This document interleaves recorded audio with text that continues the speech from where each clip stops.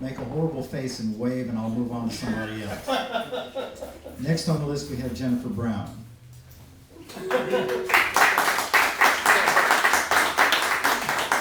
that excitement or don't? She wanted to I think get it it. was excitement. Hello, everybody. Hello. I'm Jennifer Brown. Most of you already know me, and those who don't will never forget me. I'm a junior English major here at UCM. I'm studying creative writing, and I'm a poet and fiction writer, but here I'm going to read my poetry for you today. The first poem I'm going to read won the David Baker Poetry Honorable Mention Award this year, and is forthcoming in the Poetry Journal Knockout. The Death and Rebirth of the Real Little Mermaid. A foreign scent of perfume stains your tie. The mermaid gave up her tongue so she could be with the prince. I don't recall buying that shade of seduction. A sorry message taped to the refrigerator. The mermaid danced on broken shells, and the prince could only ogle her curves. You can't say I don't understand sacrifice. I wonder if the mermaid had known the end of the story first, if she still would have traded fins for feet. Now cold fish are eating her eyes. The door opens. A few well-placed bruises on me. The beach is washed gold with mermaid blood. A frantic 911 call, and it is done. The waters break loose. A slip of a box cutter. The mermaid made a mistake not plunging it into the prince's heart. But who am I to judge the judgments of other women?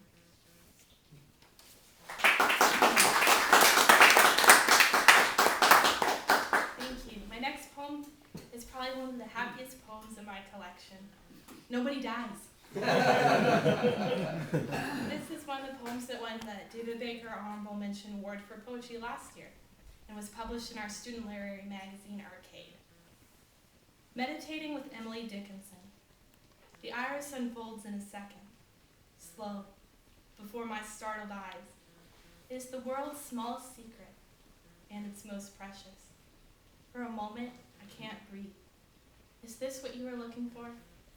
And the strength of this fragile iris is the answer. Deep. You knew. Innocent clarity is not an accident of nature.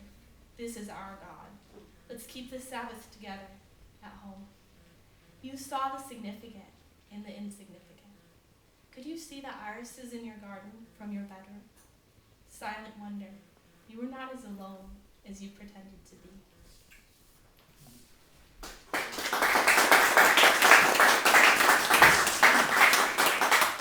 Thank you.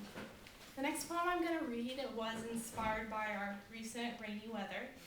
It's not been published anywhere yet, but I hope it will be someday. It's called Celebrating Spring.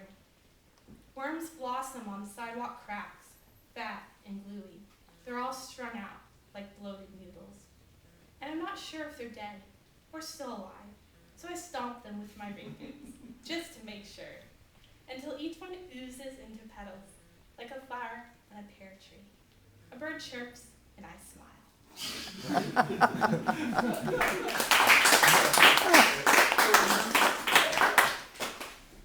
Thank you.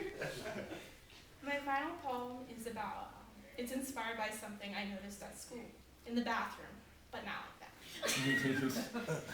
It's called Lisa Was Carved in a Bar of Soap. In the women's restroom down the hall from where I work.